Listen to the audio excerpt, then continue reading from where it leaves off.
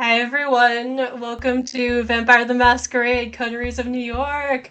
Oh my god, I'm so fucking excited. When I tell you I am vampire trash, I can't even begin to explain it. Like, I love vampires so much, as any good queer should, but it's like, it's unhealthy, honestly. So I wanted to do vampire cosplay for my very first Vampire the Masquerade stream, and this is what I had on hand.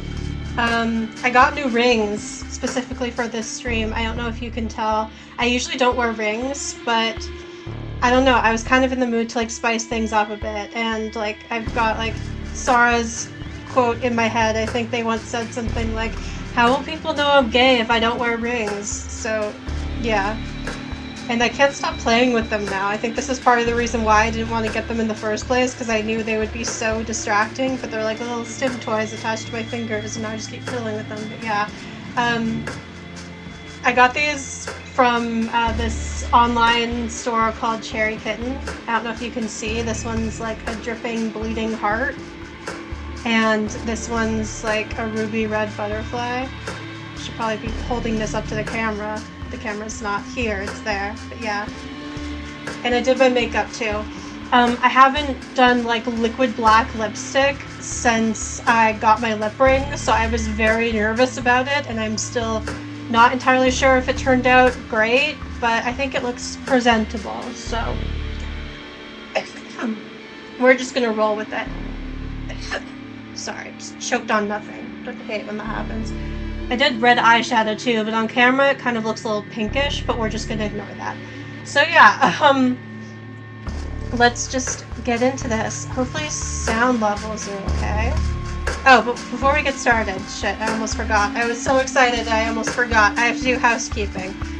Quick housekeeping in the chat before we get started. Exclamation point map in the chat stands for medically for Palestinians. The link will lead you to the MAP website where you can learn more about the organization. Basically does what it says on the tin, gets very much needed medical aid and supplies to Palestinians. Please, please, please donate if you can. It's very important. Also, I think they're trying to get aid to the people of Lebanon as well, which is very important. So yeah, if you can donate, please do so. Exclamation point BDS in the chat stands for Boycott, Divestment, and Sanctions.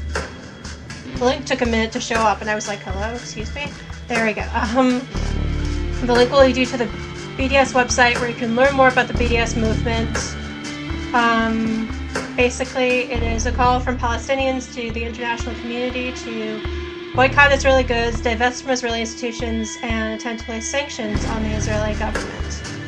And we engage in these tactics in an attempt to reach BDS's core demands, which are the right of return for all Palestinians, equal rights for all Palestinian citizens, and obviously an end to the occupation. So, yeah, definitely very important to be getting involved in BDS, as well as donating in mutual aid, because that stuff's all well and good, but we need to actively be trying to put a stop to the conditions that create these disasters in the first place, that create the conditions where like people need medical aid, which is Israel's occupation and continued attempted genocide of Palestinians. We need to fucking put a stop to that. It's gone on far, far too long. I mean, any longer than like literally like a hot minute would be too long, obviously, because of all the horrific shit that has happened. But like a year now, more than a year has now technically, because it's been a few days since October 7th. It's just ridiculous. So yeah, definitely check that out. Exclamation point Palestine in the chat. We'll give you two links. The first link is for the Game Assist booklet, Game is for Palestine, which will give you lots of useful information about Palestine, the situation in Palestine, Israel's occupation of Palestine, how to get involved with the Free Palestine movement, what you can do, as well as connections between Israel and the gaming industry, which you should definitely read about. The second link is for the Decolonized Palestine website, which will give you more information about the history of Palestine, as well as dispelling, debunking common Zionist myths about Israel, and it'll also give you access to a very important reading list. Alright, I think we're ready to get started now. Let me know if the sound levels are okay. I didn't really test it beforehand, which I probably should have, but I'm just a wee bit concerned about that, so just let me know how things are. If I need to be turned down or up, or the game needs to be turned down or up, just let me know. Alright, new game. Let's fucking do this. Alright. Play as Bruja, Ventru, Toreador. Oh, you can only choose from these 3? God damn it, you can't be a Malkavian? Oh, that's so frustrating! I need a minute to mourn because that's so sad.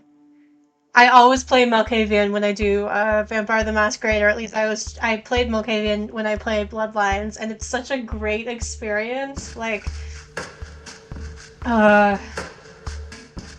that's depressing. I think I want to go with Bruja, but if you can't choose your gender, that's depressing because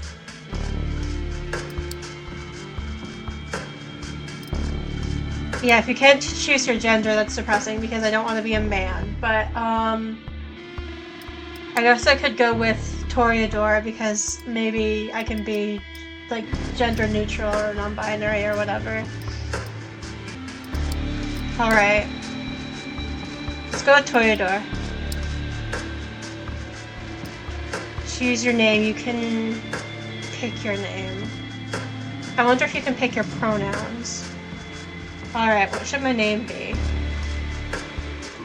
Let's go with something appropriately gender neutral. Ash. Accept.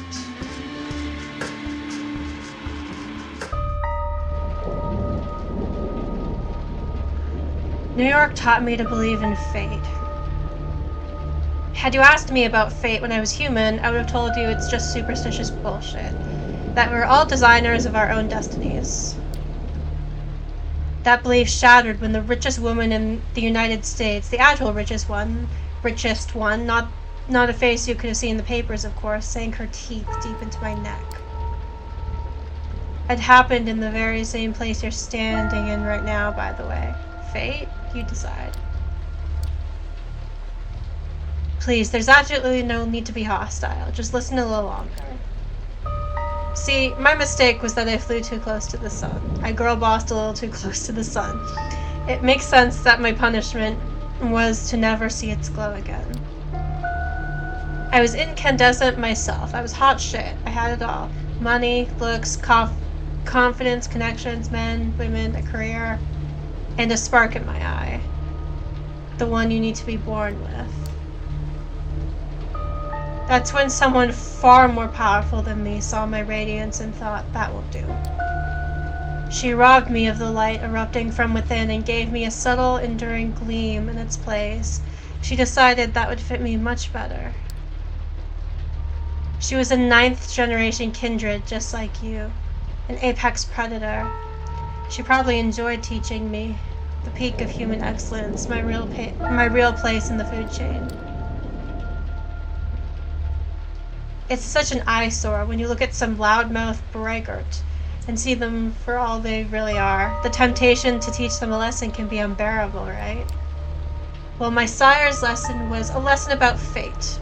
A message saying you're eternally doomed to be at the mercy of your sovereigns. It almost drove me to destroy myself.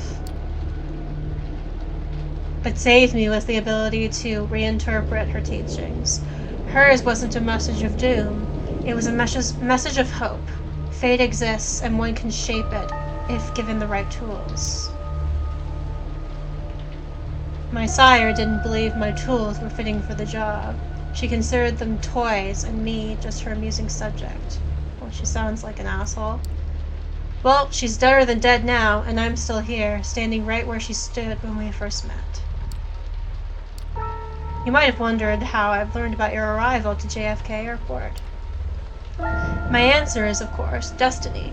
As luck would have it, today happened to be a day some of my associates were inspecting the coffins. Driving you here straight from the plane and having you wake up in such a unfamiliar place was a little desperate, and I do apologize for it. But it is so rare for you to visit New York 3 times in the last 15 years, was it? And you're never eager to inform me you're here. So I wonder if this is our character talking to someone else, or someone talking to us. I understand you still have that meeting on 53rd Street later tonight, so I'll provide a comfortable transport. I value our relationship very much, don't get me wrong. But it is precisely because I value it that I'm going to ask you to repay the favor you owe me. You're the only one I trust to do the job well, and without attracting attention. You might think I'm crazy, asking you to breach the rules of our society like this. You might think it's impossible to get away with it unpunished. But this is New York. And I don't know about other cities, but in this one, fate really exists. And right now, it's smiling in your favor. Oh shit, jump scare. This is how it begins. You stifle a yawn. It's been a slow evening. The little bit of red liquid left in your glass and the crumbs on the plate remind you that, if nothing else, these art exhibitions at least come with some decent wine and legit catering. Yeah. I mean, I'm sober now, but I do appreciate free food. And yeah, it's fun to talk about your work on display, even if you end up discussing it with pretty much the same people at each such occasion. You've already met that one critic who keeps telling you, with self-assured authority, how you should pursue a different artistic avenue. Then there's the obligatory doe-eyed art student who's oh so impressed with your technique. To be fair, you're not all that happy with your latest piece, but hey, it's not the worst thing you've seen tonight. That ignoble, dubious honor belongs to one of the other paintings on display. And yet, its author, currently being paraded around by his rich parents, has barely been able to grab a bite of the fancy canapes. So many sycophants to meet. So little time. For a moment, you think that maybe it's not worth it. Maybe you should take the critic's advice, cut your losses, sell out to some corporation and get it over with. No, we're not doing that. Fight the power. And as if the universe wanted to validate that train of thought, that's the exact moment your sister Emma decides to pop up in your view.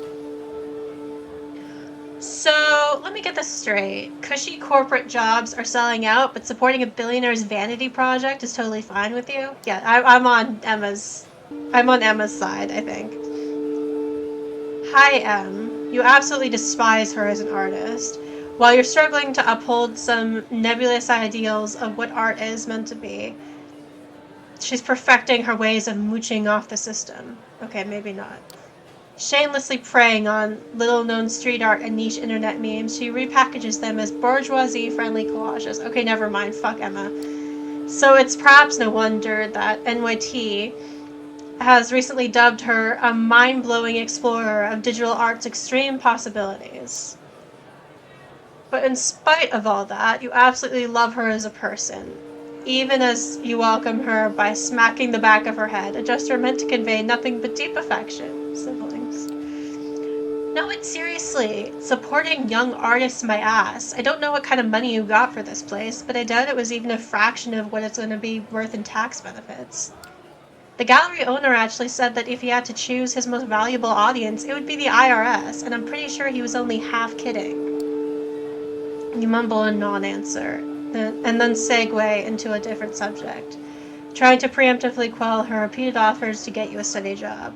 Of course, she proves as insistent as ever. You know, sometimes I just don't get you. On the other hand, you wouldn't be caught... On the one hand, sorry, I can't read. You wouldn't be caught dead taking money from the inevitable winner of the culture wars.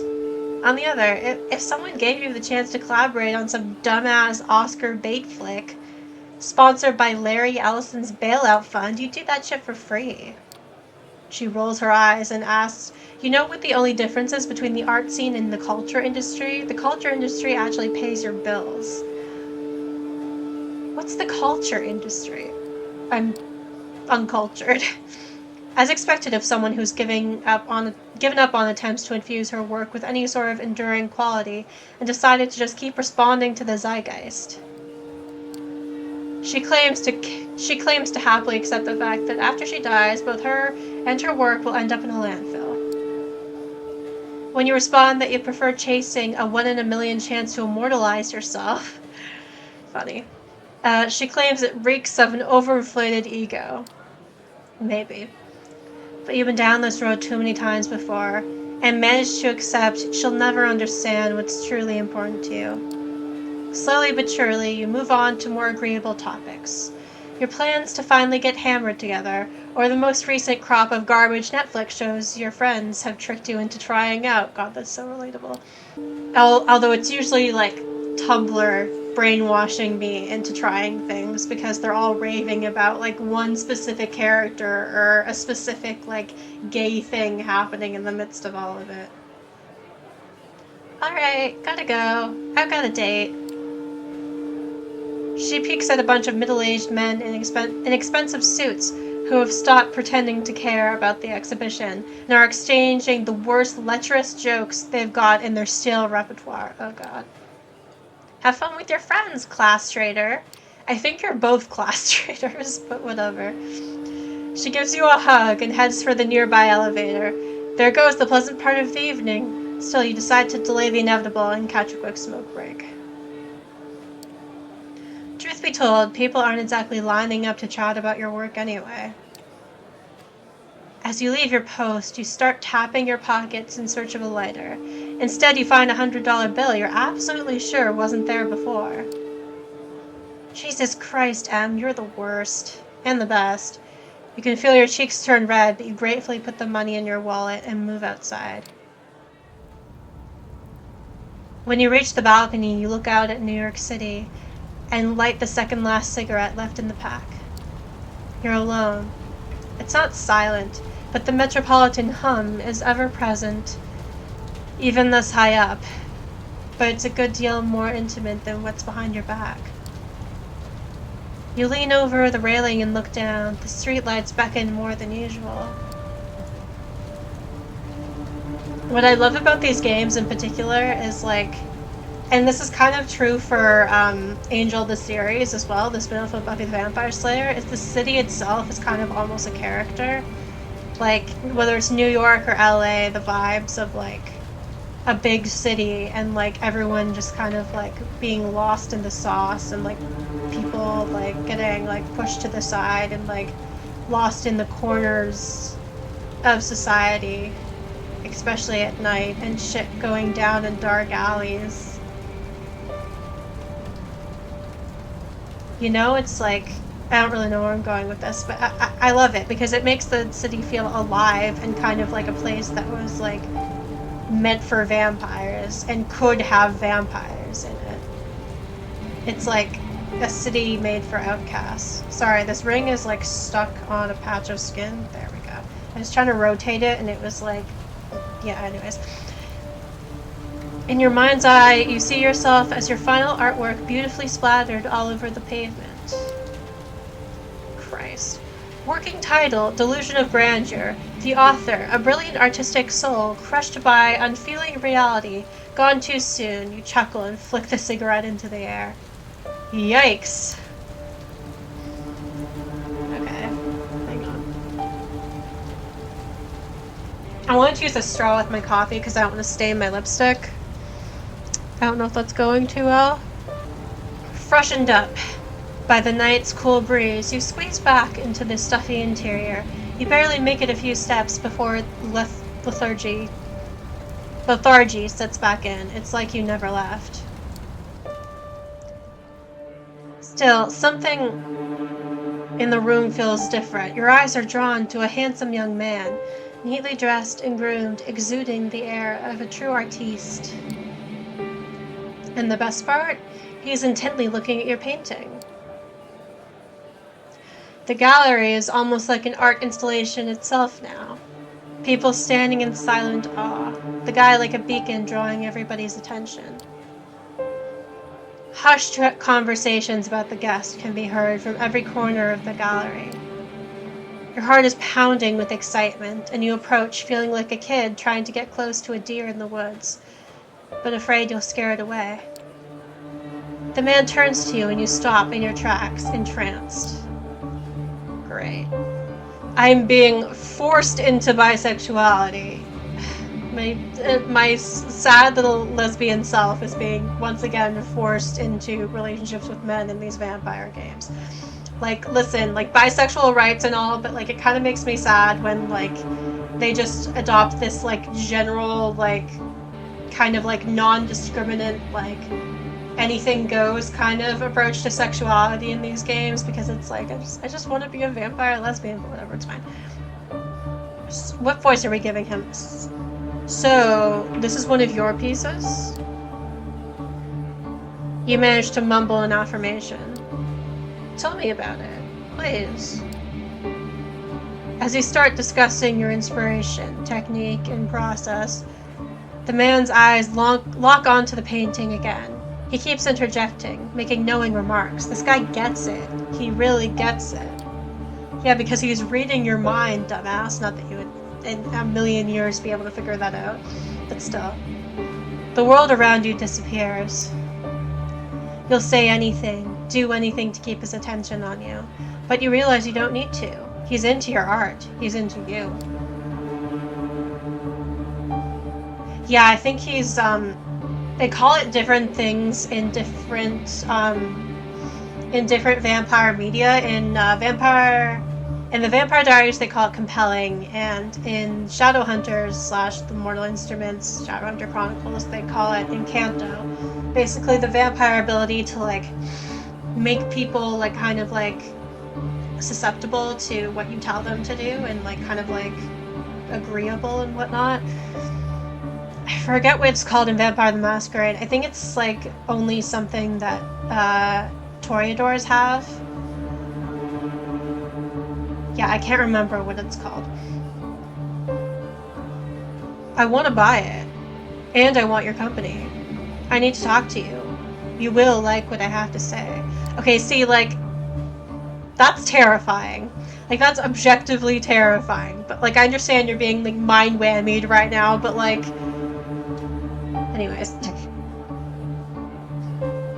Spoken matter-of-factly, served straight up, like he knows that you won't refuse, that you can't refuse. An hour later, you find yourself at his apartment. One of many, you presume, with your self-esteem all but patched up and your head full of fine vintage. You tell your host a lot. In fact, it seems like you're telling him everything.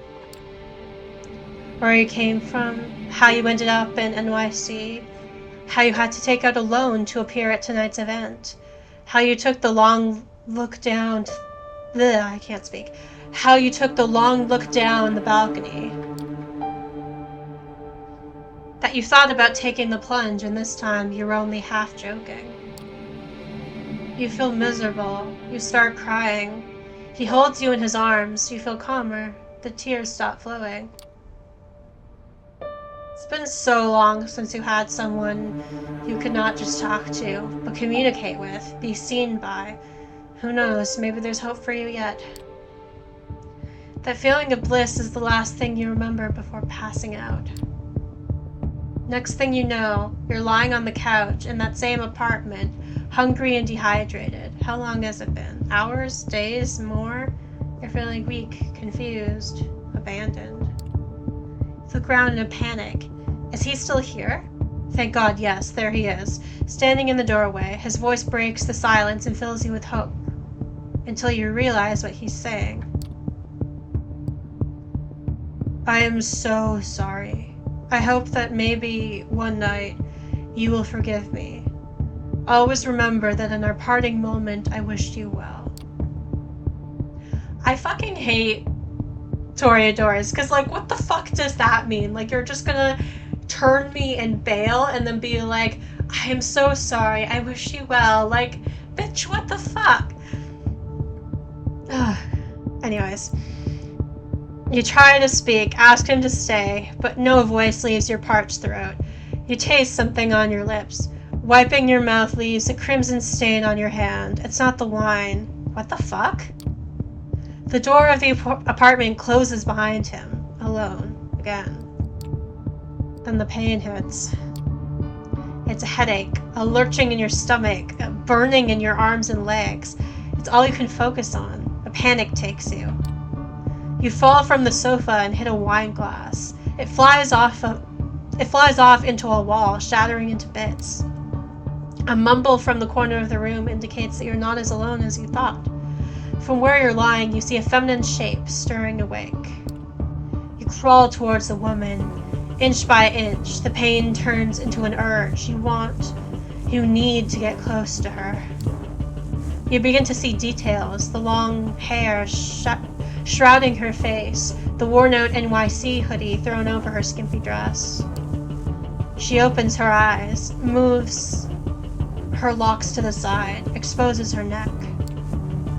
A rabid instinct takes you. In the blink of an eye, you find yourself buried in her hair, smelling her sweat mixed with just a hint of cheap perfume. You bite down and drink the blood from her vein. Wait. What is happening? You break away. You look at the girl. She lets out a sigh, goes limp and unconscious again. You try to crawl back. Her dress is rolled up to the side and you glance at her naked thigh. You lose control again. Bite her leg. Drink deep from the artery. Oh no, this isn't good. It's intoxicating. It's bliss like you've never known before. It's beautiful. You break away again, fall to your back. What the hell was that? Did you really drink her blood? She's not moving. Oh god, she's not moving. Yep, I think we killed her. Great. You check her pulse. She's cold to the touch. Nothing. No heartbeat. No sign of breathing. That's when it hits you. Your chest isn't moving either. Your heart is not beating. You are cold to the touch. You reach for your phone. It's not there. Where did you leave it? Or maybe he took it? Impossible to say. You stumble around the apartment, but find nothing you can use to call for help. You need to get out of here. Now. You look outside the window. You're high above the streets. There's no balcony, and the building's exterior is glass almost all the way down. You'd never survive the jump. But maybe that's precisely why you should leave the room this way. You've just killed somebody. Your life is essentially over. A sickening void is opening in your stomach, warning you that your reality is about to turn into unbearable hell. A voice in the back of your head tells you that the smartest course of action is to take the leap before it does, and the more you argue with it, the more reasonable it sounds. You're just about ready to pick up one of the chairs and try to break the window when you hear the clicking of keys in the lock. You freeze in place. This is bad. Your thoughts start racing desperately, but instead of a rational course of action, only visions of false hope come to your mind. What if it's him? What if he's had a change of heart? What if he sent someone for me? You almost feel your heart beat again with excitement as the doors open. Almost, but not quite.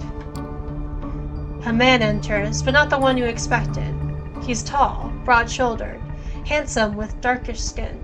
His suit is stylish and immaculate. You've never seen him in your life, but you immediately see past his sharp looks to see his sharper nature. He's a predator, and if you're not careful, you might become his prey. Okay.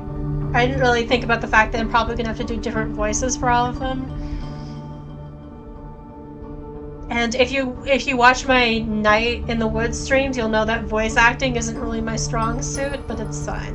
Alright, so what voice should we do for him? Should we try Southern? Good evening. I'm here to pick you up. A deep, emotionless voice. He turns his eyes to the lifeless body of the girl in the NYC hoodie and raises an eyebrow. Oh, now we have dialogue options. Who are you? I killed her. This isn't what it looks like. Well, I mean, it is what it looks like. I see no point in trying to lie. Who are you? Who are you? I'm the ferryman. Here to take you to the other side. Yeah, I don't know if Southern is the right vibe for him, but I feel like I made a choice and I need to commit to it now. He approaches the bed to examine the corpse from up close. Well, this is unfortunate, but preferable to going insane from hunger. Quite a nice gesture, actually, if troublesome. He briefly looks at you with something like pity in his eyes, then changes his expression to a perfectly blank one. Listen, you may perceive your current situation as something out of the ordinary, but I've met hundreds of lost sheep like you, and you see, they tended to fall into two categories. First, there were the smart ones, who carefully obeyed my every word and didn't pull off any stupid stunts. They always got where they needed to go safe and sound. Then there were the dumb ones. The punks who thought they could take me on. The wise guys who tried to contact somebody secretly and without permission. The troublemakers who tried to run off or make a scene. None of them got to their destination in one piece. In fact, a lot of them never reached their destination at all. The man talks in a bored, professional tone, giving off an impression that he really has delivered this speech countless times by now. So you see, despite being a smart person, I'm a Mets fan. I love baseball. Okay. And it inspired me to come up with the 3-strike system to determine if someone is dumb. If you get on my nerves 1 or 2 times, well, I understand. Not all of us perform well in stressful circumstances. But if you do it 3 times, understand that there will be no excuse, no forgiveness, no mercy. His presence changes ever so slightly. Say, I understand, sir. Now. You feel an overwhelming, barely resistible urge to fulfill his demand. See, this would be interesting playing as a Broha because they don't like to follow orders. They're rebels. I'm genuinely kind of like regretting not playing this as a Broha because they're probably my second favorite clan after Malkavians. But I didn't want to play as a man. And I especially didn't want to play as a man if I'm going to be romancing women because that feels weird and uncomfortable and I don't like that dynamic. So yeah. Also, we made our choice and now I gotta stick to it. But I have this like extreme urge to be a little shit, but I'm worried where this is going to get me.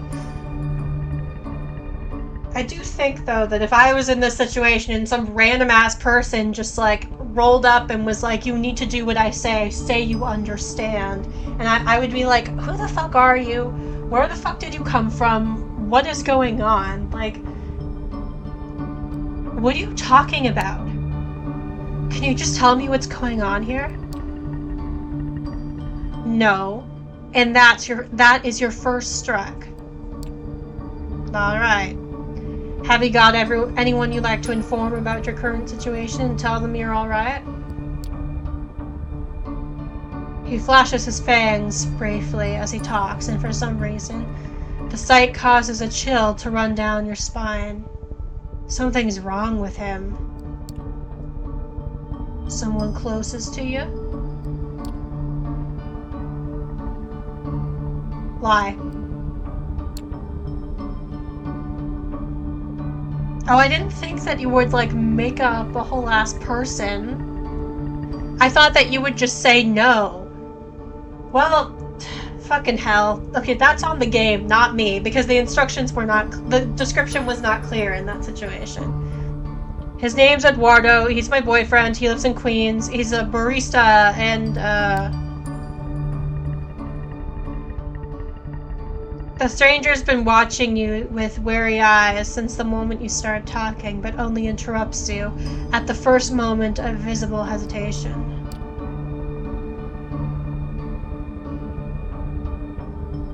You're 100 years too young to try and fool me, Whelp. Even your tails have tails. Second strike, try again. Your first instinct is to protest, but you realize your thoughts are still too scrambled and panicked to come up with anything coherent. You give up on all planned attempts to provide poor Eduardo with convincing psychological depth. Mema, my sister, she's probably having a night out in Brooklyn with her artiste friends. Can I call her now? You take out your phone while asking the question. It was in your pocket all along. It must have been panic talking before. He shakes his head and points at the hooded corpse next to him. If you want to implicate her, go ahead. I think we'd all be better off if you let me make sure that she only knows what she needs to know. Yeah, agreed.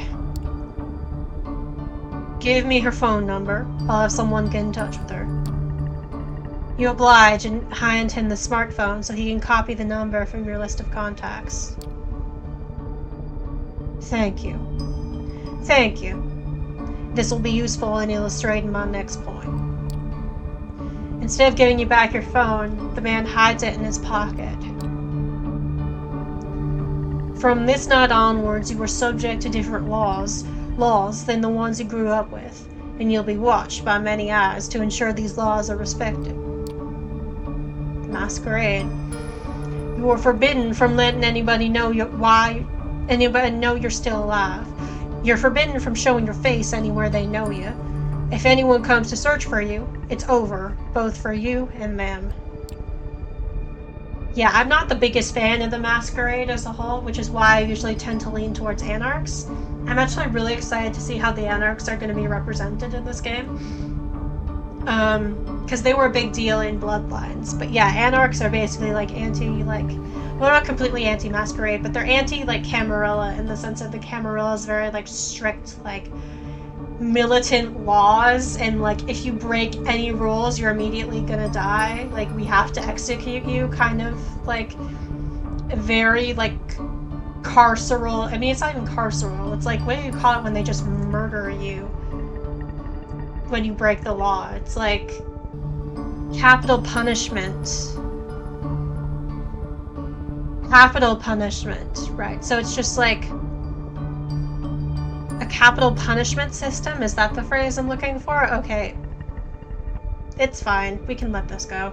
But you get what I'm trying to say, right? Yeah, and it's not the vibe. He interrupts his monotone recitation to stare deep into your eyes. So if you don't want someone to find your poor sister's body in the Hudson River next week, cooperate. The sight of his fangs again, and another physical fight or flight response. You played right into his hands, putting M in danger. Shit. Well, I tried lying and it didn't work. So, I can only hope that you care for her enough not to do anything selfish. By now you're absolutely sure he's just toying with you, provoking you just to feed on your reactions. He hasn't told you where you're going yet, but he's already made it abundantly clear that a lot of people struggled hard to avoid getting there. You'd be far more eager to cooperate if he had never raised the subject, but he made a point to make you fear the unknown. Yeah, literally. He's pushing you, but to what end? Does he want to intimidate you into complete submission?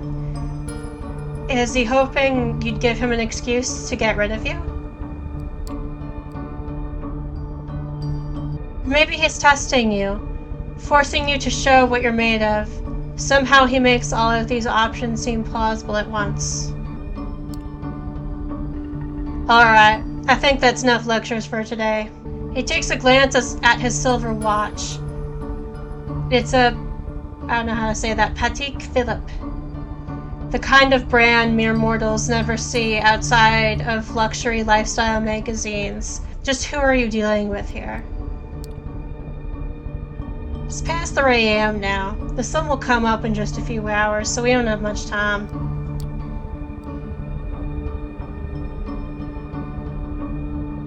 Come, we need to leave so that the corpse can be taken care of.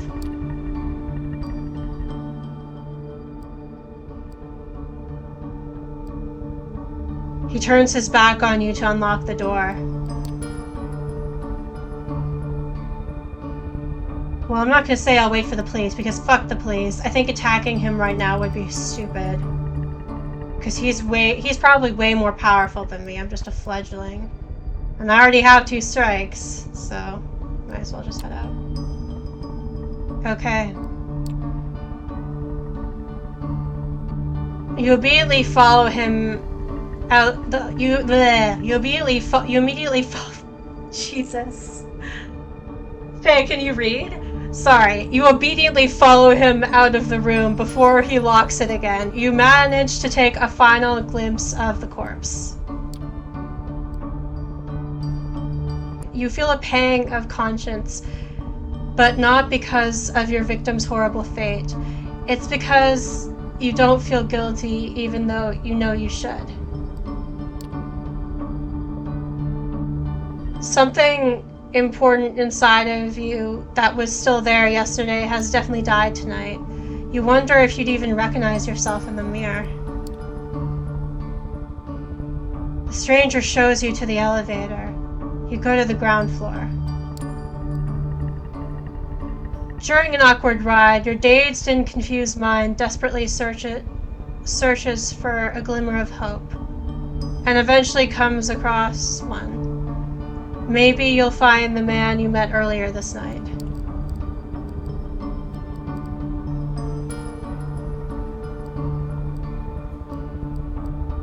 Who was that man? What happened to that man? What did that man do to me? All of these are valid questions.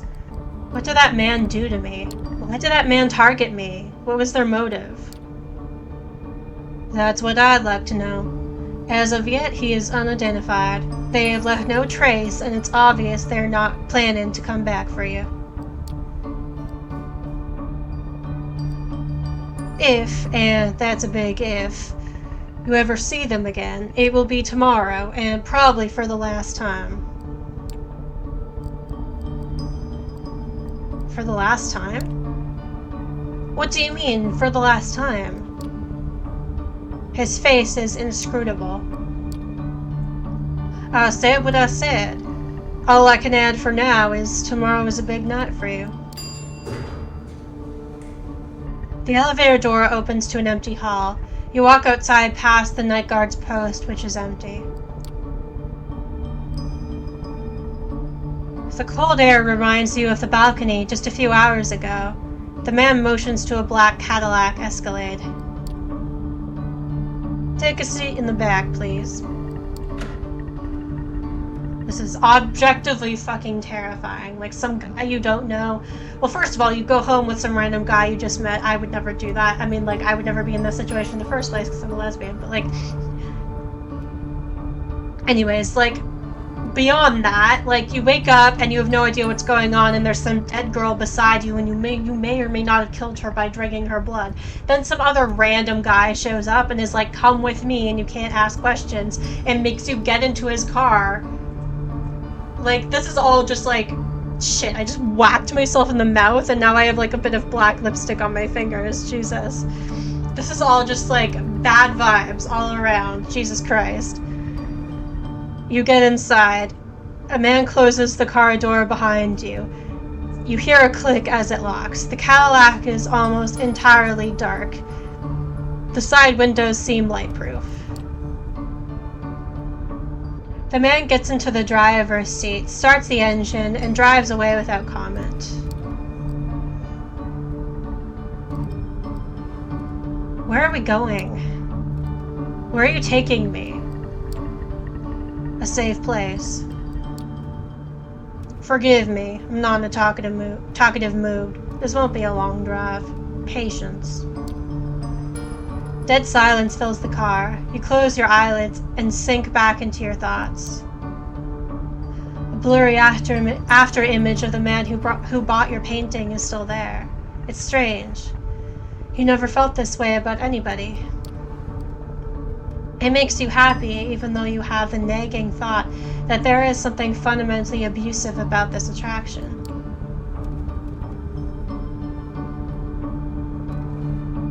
But then the girl's hair spilled over the purple hoodie, and her blood spilled over the cold floor come into sharp focus. You wince. You want to cry, but it's as if there are no more tears left in you. After what feels like an eternity, the car comes to a stop.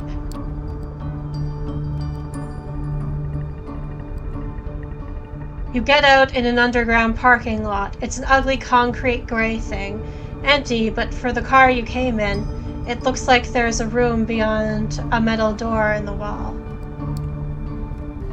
Guess you'll live to see another night. Follow me. Shit, I read that wrong. I just forgot to do my accent. Guess you'll live to see another night. Follow me. He opens the metal door and lets you inside. I wonder what happens if you piss him off enough that you get 3 strikes. Does he just kill you and then the game ends? That'd be kind of funny to test out. Or do you lose a hand or a finger or something? Does he try and mutilate you? I'd be curious to test that out on my own time. Here we are. These are your lodgings for the night. If you get hungry, again, take a look in the fridge. Tomorrow I will come pick you up. The cramped room has no windows, just a simple bed, a single light bulb hanging from the ceiling, a small humming fridge, and a rattling AC fan in the wall. It has all the coziness of a solitary prison cell. You notice claw marks on the inner side of the entrance door.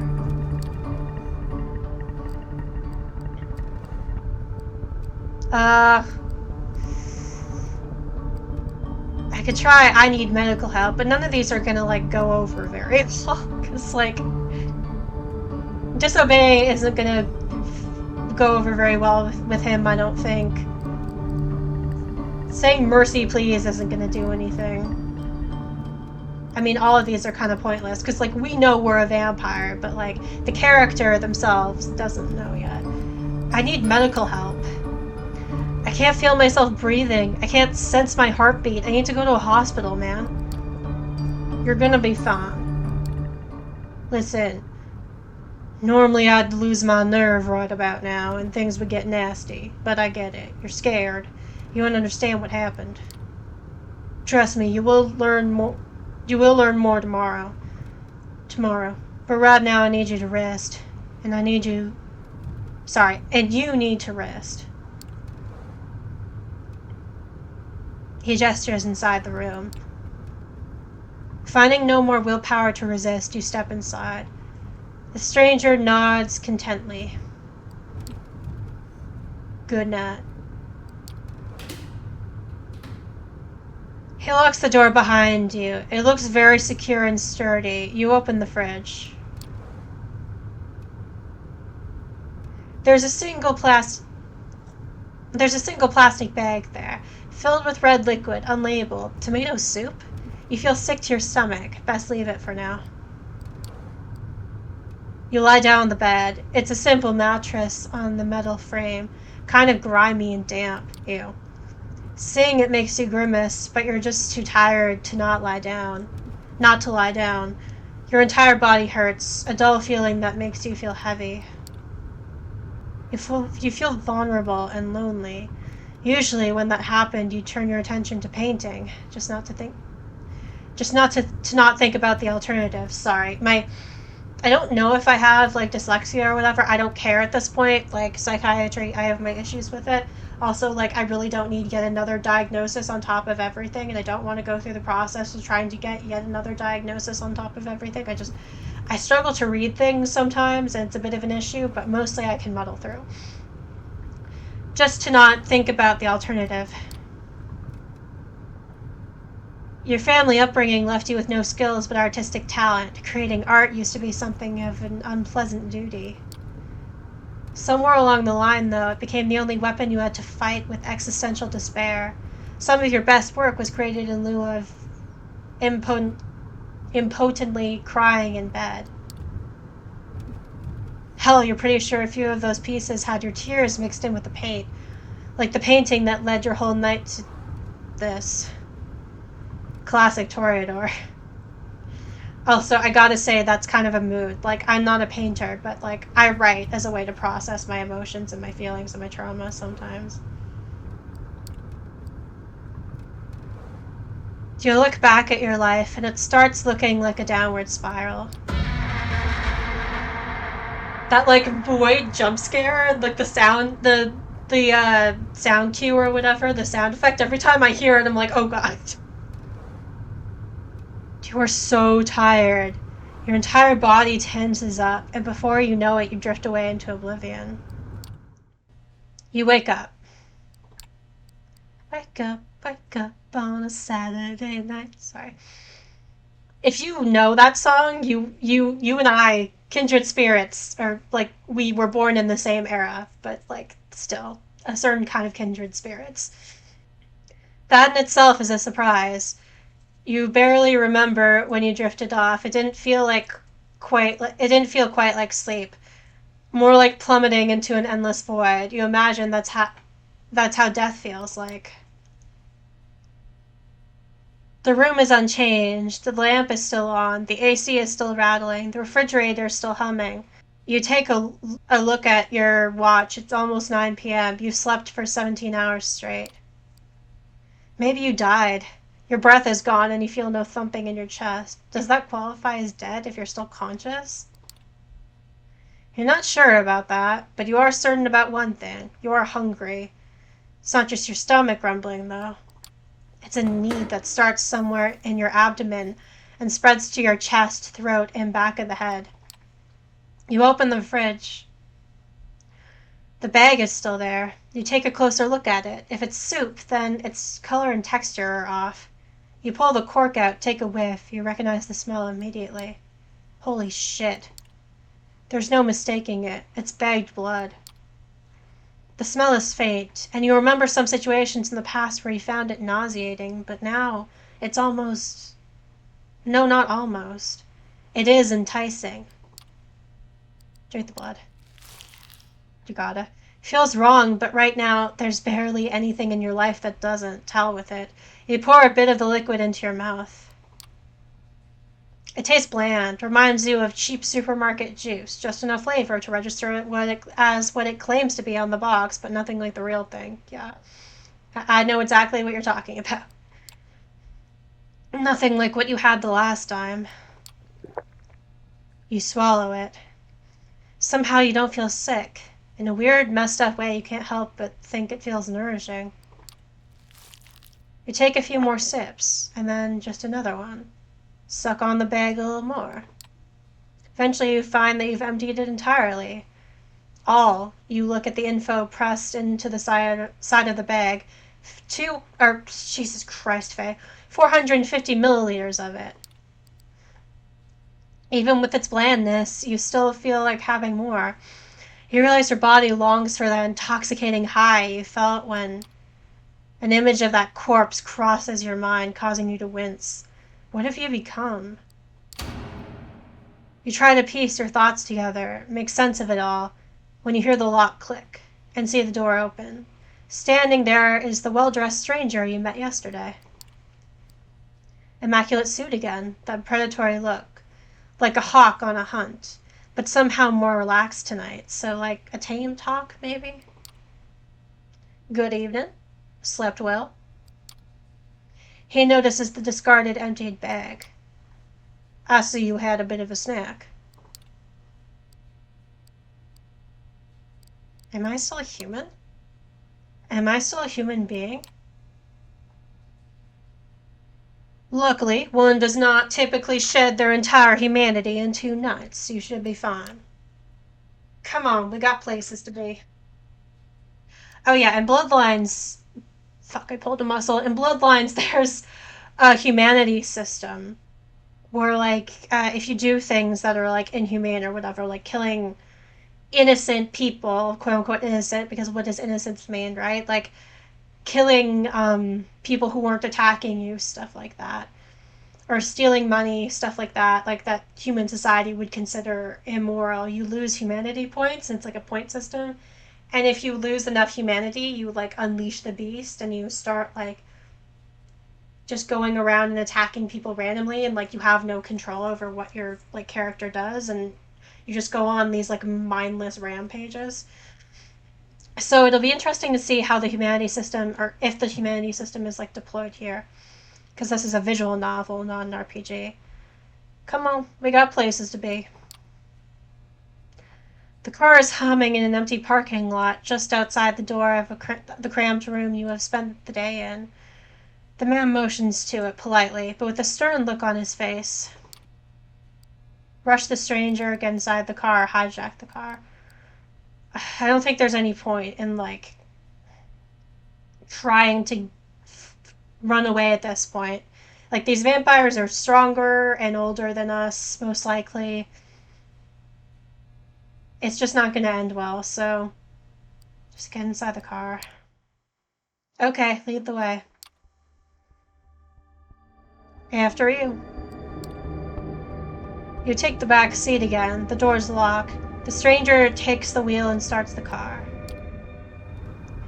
You drive in silence for a while. From time to time, you keep trying to catch glimpses of familiar streets or landmarks through the blackened windows, but it's of little use. The car is also soundproofed, so all you can hear is a bit of traffic humming and the car's engine.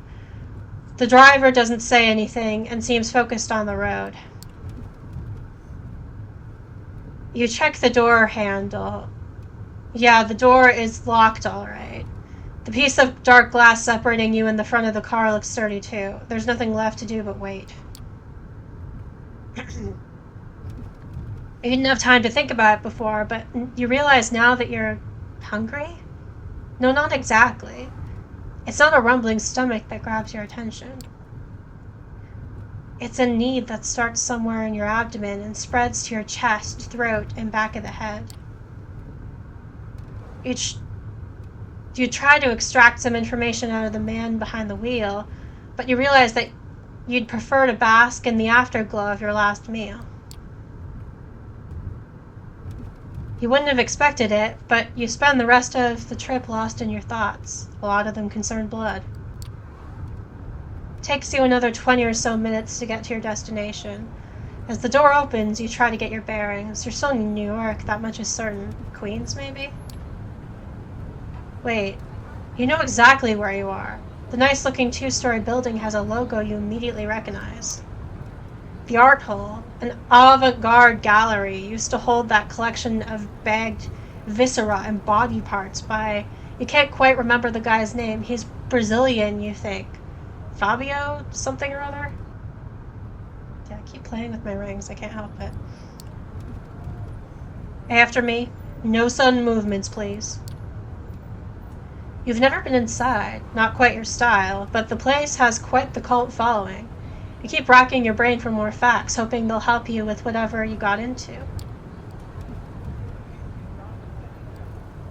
Two large men in suits flank the door to the gallery on both sides, and they give your companion a nod as you approach. Prompted by the stranger who guides you, you walk inside.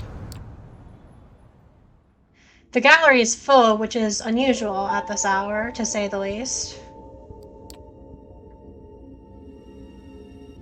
About 24 faces fill the showroom, and a number of waiters navigate the gathering, serving drinks. All of them are beneath the guests' attention.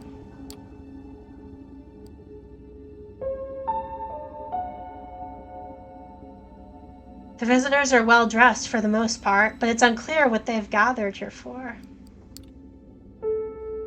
My throat's getting a little scratchy. Sucks that the straw doesn't work. Oh, now it's starting to work better. Maybe I just needed to put less liquid through it. I guess that would make sense. Nobody seems to be particularly interested in the art pieces on the wall, and the atmosphere is polite. Unnaturally so. Many guests turn to look at you and the stranger who brought you here. Their glances are varied. You see open contempt on a few faces and animated interest on others. Most of the eyes in the room calmly observe you, as if wishing to appraise your worth. Fucking vampires, man. I love them, but some vampires really are just, creepy and, the sexually predatory and rich assholes, and just, all those things combined together is not a good vibe. Speaking of which... Speaking of art appraisals and rich assholes and creepy sexual vampires. I highly recommend you watch Interview with a Vampire, the reboot. It's so fucking good. Um, they cast Jacob Anderson as Louis. So Louis is reimagined as a black man, and it's happening in like early 19. Well, the flashbacks first take place in like early 1900s New Orleans up until the 20s, and then the second season is set in I think the 40s, like post World. I can't say words. World War II. World War II. Jesus, why is it so hard for me to say? In Paris. And Claudia is also reimagined as black as well, and they like make the queerness of Louis and Lestat way more apparent, and like actually make their relationship like explicitly romantic and sexual. Like, not that it wasn't like hinted to be romantic in the books, as like people have told me. I haven't read the books, but people have said like the books were like subtextually pretty gay already, but they made the subtext text, and it's great. And the vibes are excellent. Everyone's so problematic and messy and gay. Armand is brown and played by like an amazing actor. Assad Zaman, his name is Assad. Yeah, I think that's how you pronounce it. Assad. You put emphasis on the first syllable. That's what I keep having to remind myself, because the first time I was saying it before I heard other people say it, I was like putting emphasis on the. Anyways, whatever. Watch Interview with a Vampire is what I'm trying to say. It's so good. Memories come back to you like a bad case of PTSD.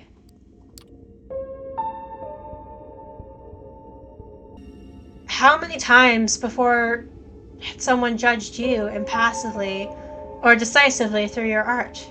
You'd share a piece of yourself with the world, and it'd respond by making you feel like garbage. Yeah, I feel that. I feel that all too well. I've experienced that before. I've like posted fan fiction just to get like hate comments, and people be like, this is shitty, or I hate this part, or I hate that, or this makes no sense, or like I hate this character, she's so badly written. And it's like, thanks guys. Like, constructive criticism is one thing, but A, I didn't ask for it, and B, I'm literally doing this for free, so like, come on. But I do also get a lot of like good comments on my fan fictions as well, like positive feedback.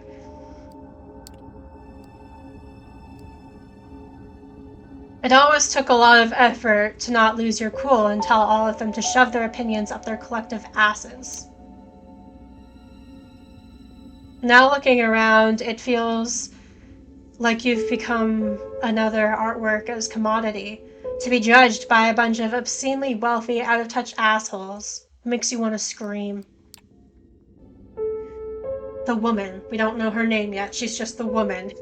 Is she Irene Adler? Little Sherlock Holmes reference there. Good evening, Kadir. And to you, child. I'm hoping I'm pronouncing his name right.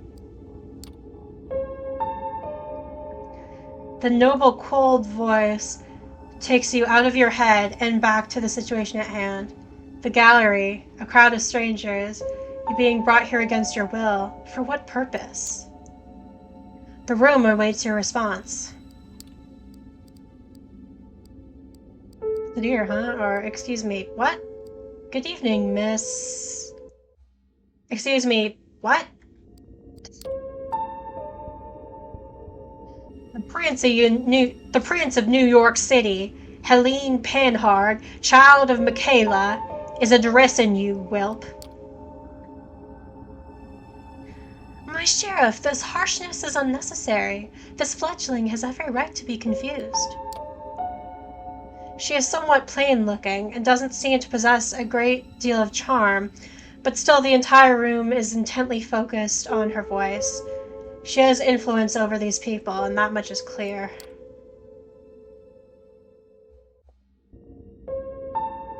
Prince Panhard, alright, that's her name.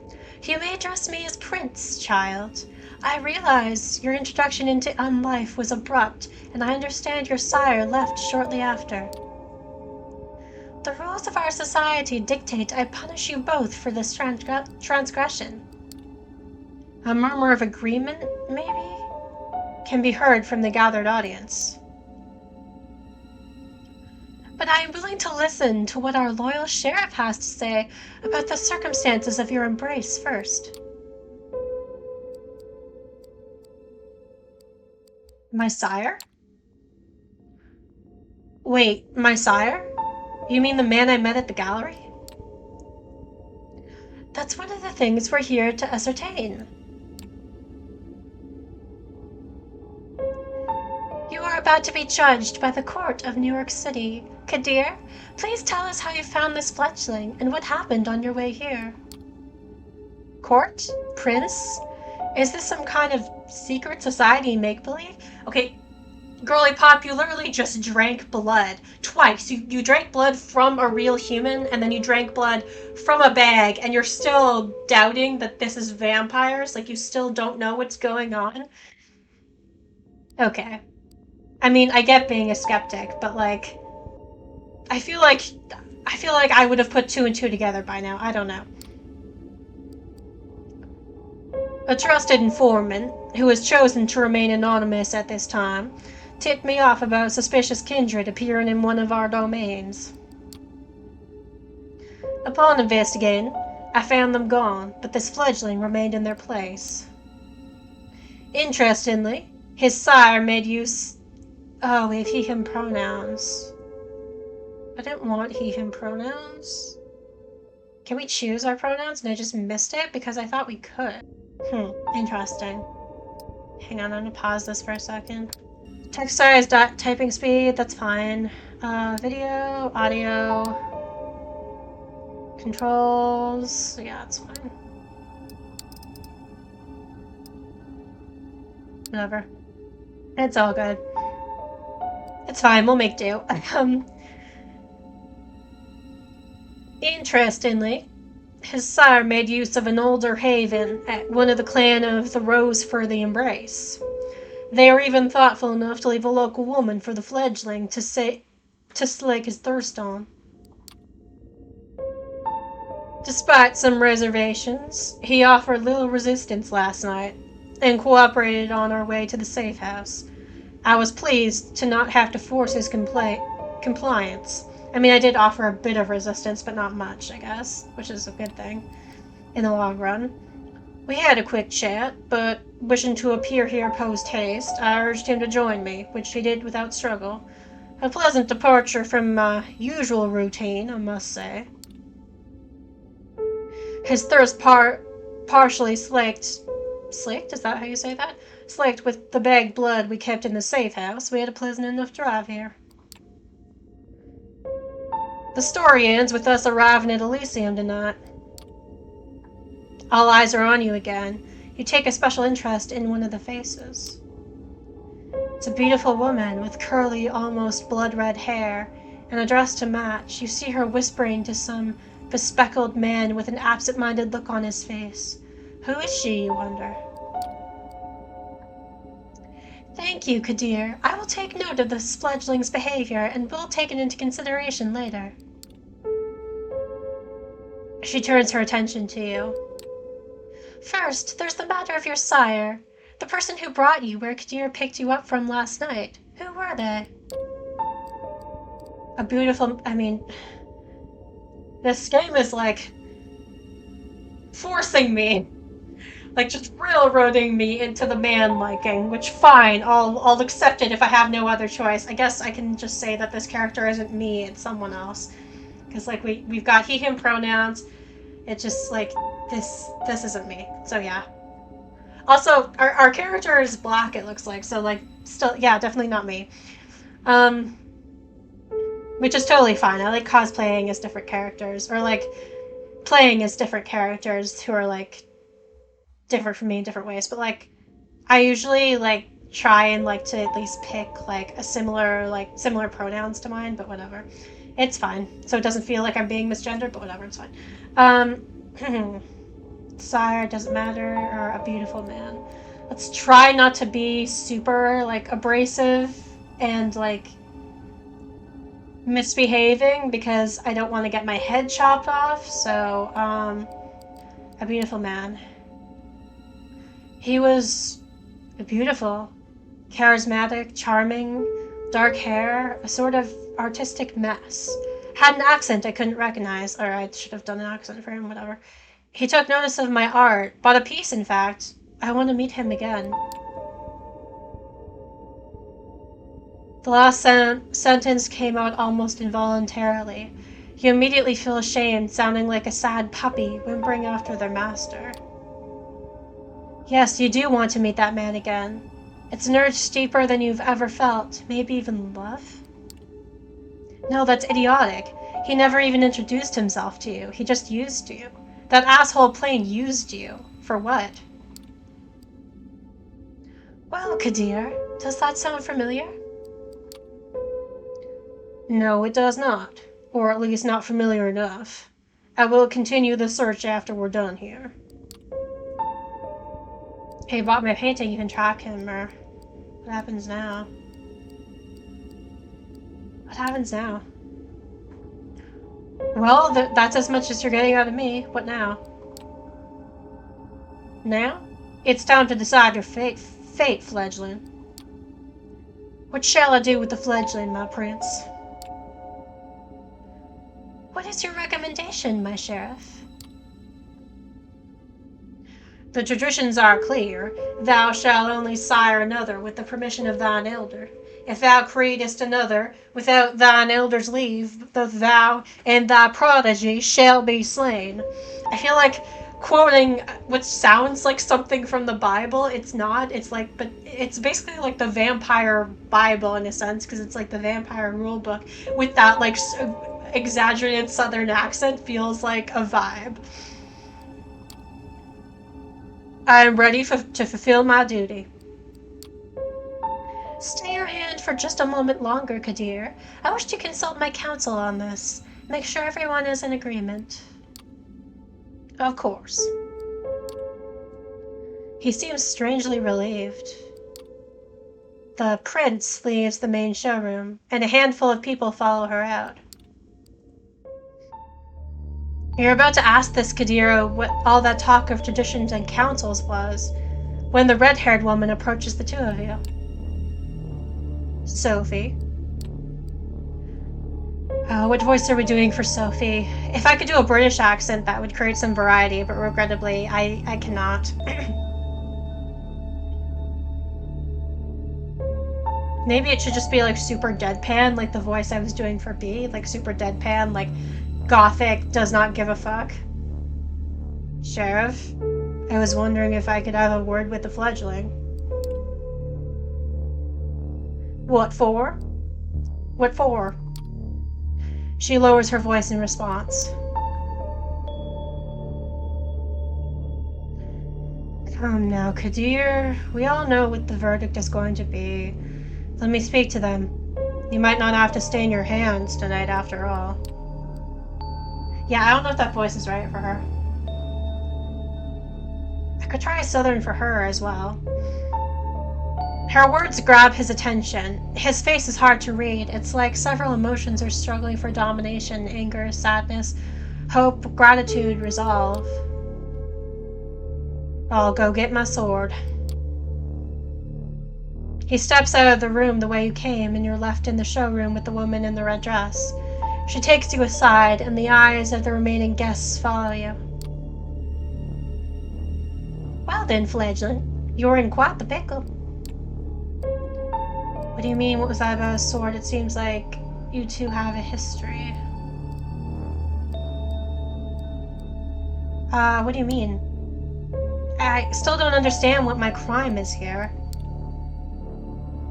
Poor thing. This really isn't your fault, but if you want to get out of here in one piece, you need to understand one crucial fact that seems to have eluded your grasp. Last night you became a vampire. Wait, what? Oh yes, I'm well aware of how ridiculous that sounds. It's the reason we have these nicer words for it. Kindred, being embraced, having a sire. The fact remains. Being called vampires, the beings called vampires, you're looking at them. They're us.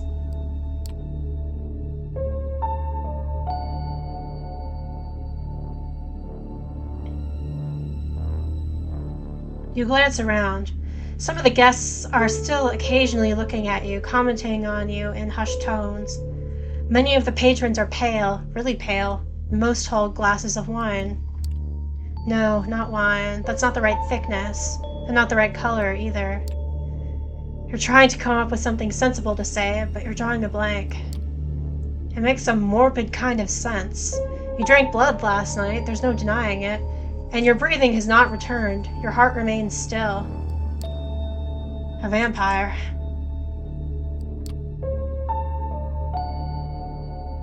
Two voices in your head start battling for supremacy. One of them slowly begins to put everything that happened since yesterday together, coming to a conclusion that no matter how insane it might seem, nothing but what she's saying makes sense. The other voice just keeps saying, "What the fuck, what the fuck, what the fuck," on repeat. Valid. You're surprised. This is often how it plays out by design. Kadir deliberately keeping you in the dark and all. If we do nothing, you'll be cut down, as sure as day follows night. But I'm here to offer you a chance, a way out, under one condition. I will take you under my wing. Yeah, I don't know if the southern accent's right for her either. It's like not sophisticated and polished enough, and like that is like kind of like a bit problematic, the fact that we see like southern accents as inherently like working class, or like not something that like rich people have, or not something that's like high society or whatever. But it is kind of an association I think people have in society. Whatever. I will take you under my wing. If you're lucky, the prince will be in a good mood tonight, and your deference to Kadir will work in your favor. She might agree to this, but only if you swear fealty to me. Oh god, that doesn't sound good. I am not making this offer lightly. As your patron, I will take responsibility for you. Your actions will reflect on me, and if they reflect negatively, well, I will make sure you face the consequences. Oh Christ. What if I refuse? What happens if I refuse? I believe we know what the prince will ordain, and I am certain Kadir will do his duty. You, my poor fledgling, will die. For good this time. Yeah, I think that's kind of obvious. Figured I just had to ask to make sure. I'm curious though what happens if we say no, because like, do we just get executed then and the game is over? Because I don't know if I trust this woman, but I don't think we have any other choice. With me, there's a chance you will not. I can be your guide in this new reality. Steps and hushed voices can be heard from the side room. It seems the prince and her council are returning to the showroom. Kadir appears from downstairs as well and starts walking towards you.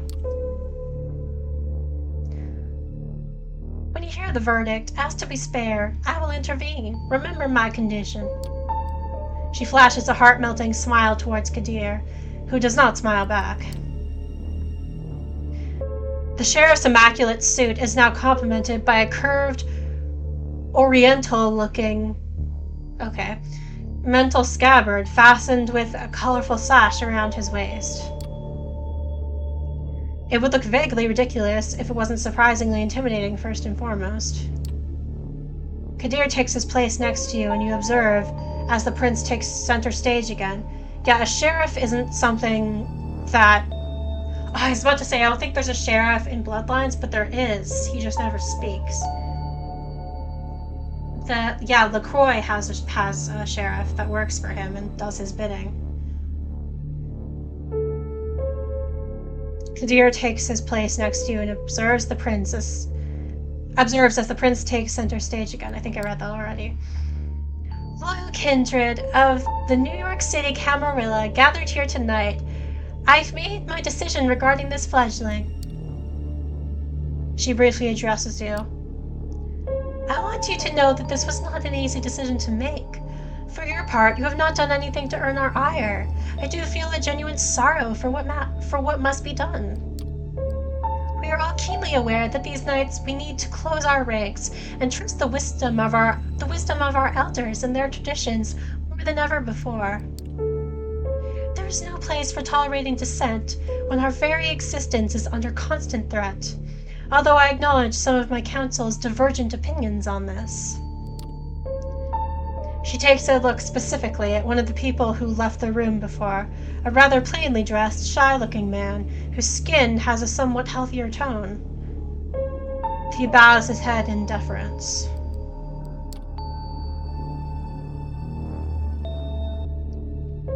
I hold the final authority over this fledgling's fate, and I declare that while their embrace might be the sire's responsibility, in their absence it is their progeny that must be punished. That's fucking bullshit. That is such utter BS. The Camarilla is full of shit. This is also how, Bloodlines starts as well, which I think is kind of funny. The sentence is final death, to be resolved presently. Kadir? You hear a scraping sound and see that the sheriff has unsheathed his curved sword. It is a beautifully detailed blade, which you can expect must be worth a small fortune. But its apparent sharpness, makes you freeze up. 2 outs, bottom of the ninth. His quiet mumble is audible to nobody but you. His eyes meet yours, and you note just a hint of sadness in his countenance, one that quickly vanishes to give way to grim determination. And he's out to bat. Is he talking about baseball? God. Sorry, immediately I just dislike anyone who likes sports. Maybe that's unfair, but it's who I am as a person. This is not a safe space for sports fans. You will not get another chance to speak up. Ask for mercy, escape the gallery, or remain silent. I am curious to see what would happen if I try and, escape the gallery or remain silent, but... Okay, you know what? Actually, let's save. Oh, but you have to save and exit. You can't make a save and then come back to it. It'd be kind of difficult to do that. You'd have to reboot up the game again. Alright, let's try it on a different playthrough then. I'll try it on my own time, because I'm not going to have time to stream this again, but... Ask for mercy. You make your choice. I don't want to die! Spare me, please! Yeah, I don't know if the southern accent suits her. I've been thinking about it. Prince, if I may ask you to stay the sheriff's hand for a while longer. Kadir looks at the prince, awaiting her response. The sword is still hanging above you, threatening to fall at a moment's notice. Is there something you'd like to say, Miss Langley? Yes, if I may. At first, the prince looks somewhat annoyed at the distraction, but she stays quiet for a while, measuring the mood in the room. The bored elites suddenly look at you with aroused interest, some of them dismayed at not seeing the bloodshed, but all intrigued by the unexpected twist. The prince nods. Well, let's hear it. Sophie takes a few steps forward. All eyes are on her now, but Kadir's heavy hand on your shoulder makes it clear you won't take advantage of the distraction. My prince, while the traditions are clear, I believe that the proper context should be observed in addition to the letter of our laws. This fledgling is a burden, but with proper guidance they could become an asset to our domain. Am I to understand you are volunteering to take this sorrowless child under your protection? Yes, I happen to think they might hold a potential that would be unfortunate to waste. I do expect their full cooperation, of course. Whispers can be heard again. An incredulous voice or two. A hushed, just behead the fucker. Some suppressed exclamations of surprise. Wow, rude. Silence. I ask all of you to make a note of this moment. I might be persuaded to bend one tradition in this child's favor, but another will have to be enforced even more firmly in its stead. Until thy progeny shall be released, thou shalt command them in all things. Their sins are thine to endure. Are you certain that's a responsibility you wish to shoulder, Miss Langley? I am willing to guide this fledgling and add a valuable ally to our sect in a time of need, yes, but I would like to receive the right of destruction over them, if it pleases you. Oh god, this is not good! This is not good! We're basically going to become like her slave. She can kill us if she wants. She's like responsible for us, which means she can order us to do anything. But all of our decisions reflect on her, so that means she has an invested interest in controlling what we do. And she's responsible for saving our life, so that means what we owe her. Christ alive, this is not good, but I don't see any other way out of this.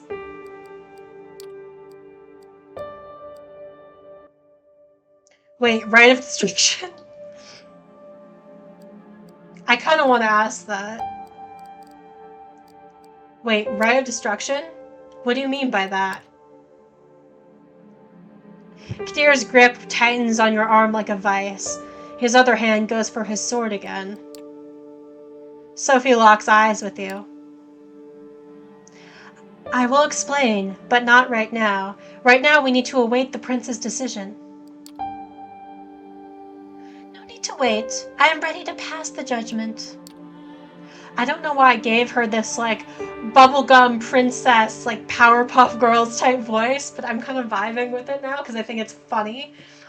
The, like, juxtaposition of the two things. I shall grant what you ask. Let it be known Sophie Langley of the Clan of the Rose will become this fledgling's patron. They shall be considered like sire and child.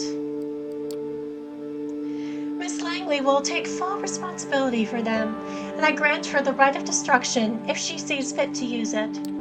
My intentions be clear, however. If I am to turn a blind eye to one of our most important traditions on this occasion, I expect it to be beneficial to the Camarilla, substantially so. I hope you find this verdict satisfactory, Miss Langley. Of course, Prince. Thank you. Very well. She turns to you. What is your name, child? Ash, Prince. She nods. Welcome to the Camarilla, Ash. Huh, dictionary updated. Oh, we have a dictionary, nice. The Camarilla. A major sect of vampires devoted primarily to maintaining the masquerade through influence and manipulation of moral society. And behaving like cops, yeah, basically. I know all this already, but I figured I'd read it for people who might not know. Fledgling. A newly created vampire still under their sire's protection.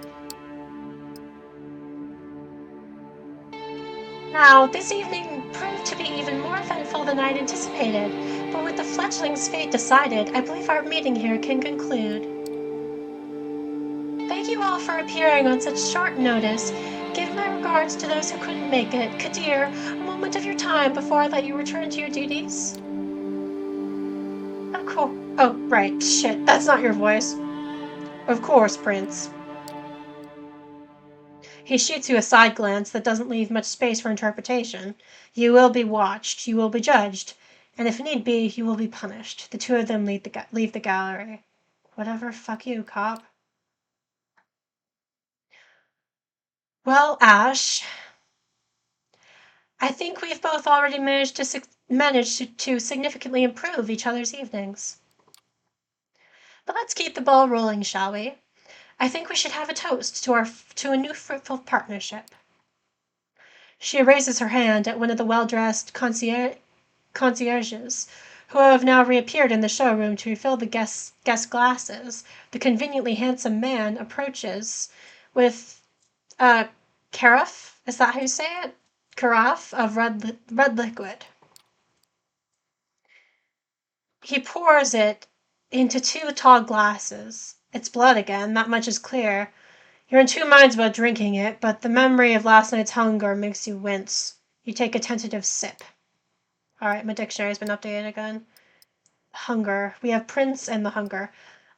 Prince, a vampire who has claimed a given expanse of domain as their own, generally a city, and supports that claim against all others. This term can refer to kindred of either sex.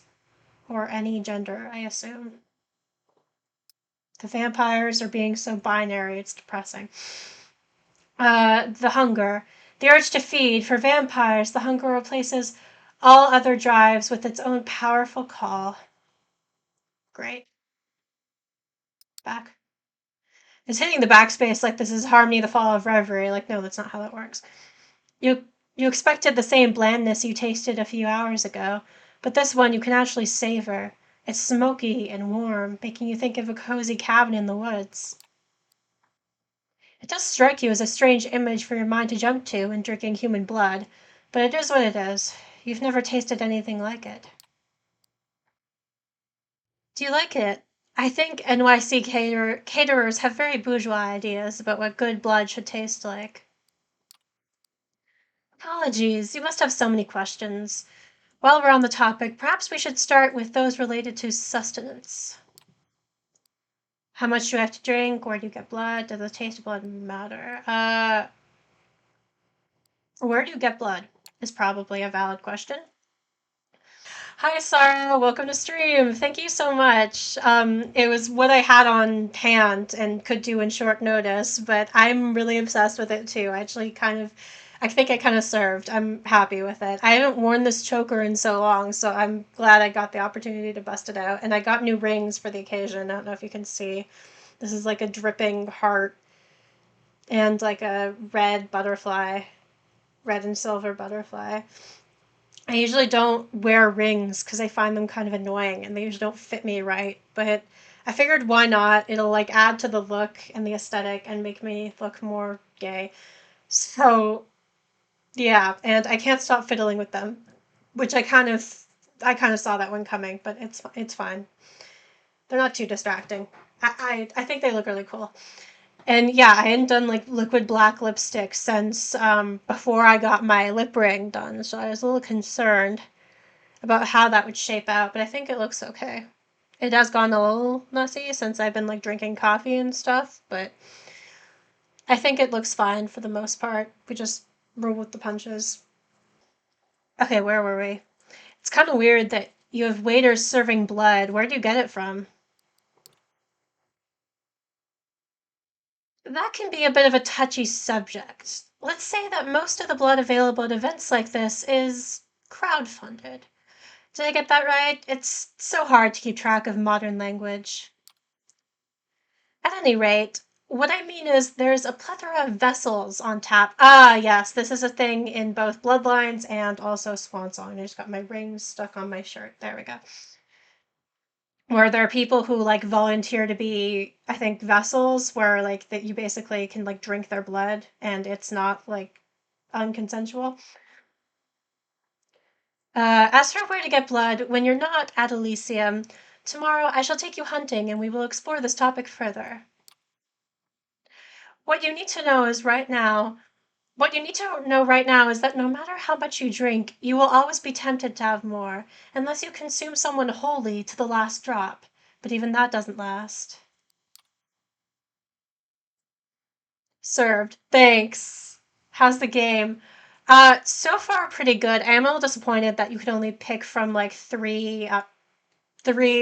Yes, I know how math works. Fucking three pre-made characters. I wanted to be a Malkavian because I always play Malkavian for obvious neurodivergent mad reasons, but alas, that was not in the cards for me, but that's fine. So I'm playing Toreador, and like I think I was mentioning this before, like the character, they refer to the character with he him pronouns, but I'm still operating under the assumption that this character is non-binary, not a man, because I said so. And I gave him the name Ash. So yeah, and we're basically just like getting into like fledglinghood and figuring out what it means to be a vampire, and like it's kind of a similar situation to Bloodlines, how like someone makes you randomly without like anyone's permission, and then like fucks off, and then like leaves the Camarilla to deal with you, and they're like, well, what do we do now? And like some people want to execute you, but some people are like, that's stupid and unfair. This fledgling didn't do anything wrong. We shouldn't execute them. That's bad. We should let them live and teach them our ways. And so I've basically been like taken under the wing, or our character's basically been taken under the wing of this vampire Sophie, who's also a toreador, and but she kind of owns us now, which is also which is problematic and not great. And has the right to kill us at any time if we displease her. So that's really not great. But yeah, other than that, things are fine. Best start by just taking a single sip from a vessel. Be prudent. Hot, fresh blood is more satiating than most anything that can be served in a fancy glass, but it can make you more voracious. Voracious. What does that mean? Oh, I should probably be checking the dictionary too. There we go. Vessel. A source of blood for sustenance or pleasure, primarily mortal, the beast. Yeah, I already know all of this, but it's figured it's better just to go through the dictionary for everyone watching. The beast and inchoate, that can't be how you pronounce that. An incohate drives and urges that, or the incoherent drives and urges that threaten to turn a vampire into a mindless, raving monster. Yeah, I was talking about that a bit earlier. Voracious means like really hungry. Ah, right. And eating a lot of, I guess in this case, it would be blood. Yeah. Voracious appetite or voracious devouring. Yeah. Yeah, that makes sense. Okay, thanks. Um, as to how much you should have, it depends. If you're frugal, you can survive many nights without a single drink, but it's risky and it will tempt the beast that is part of our curse. What do you mean by hunting? You mentioned a beast, but our sire-child relationship. These are all valid questions, but about our sire-child relationship, the prince mentioned something about you and me being like sire and child. What does that mean? Hell, Helen. I mean, Prince Panhard spared you on the condition that I take responsibility for you. Normally, a sire and child are close. One begets the other, after all. Our relationship might not be exactly that of sire and child, but it is treated as such by our laws. That we do not share blood does not matter. You must therefore defer to me in all things. Yeah, that's the part that I'm a little nervous about. I don't wish to use the right of destruction that the prince granted me, so I will appreciate it if you don't give me a reason to. I promised I'd guide you, and I meant it. Treat me as your mentor and superior, and I will treat you as my loyal retainer and understudy. That's a bit yikes. Especially with the race dynamics at play. Like I didn't choose that. That was the game. So that's interesting. But I think it's kind of the same no matter which character you play. But I would be curious. I was saying this earlier. I would be curious to see how the Bruja character reacts to all of this because like the whole thing about Brujas is they're like the rebels, the anarchs, the like.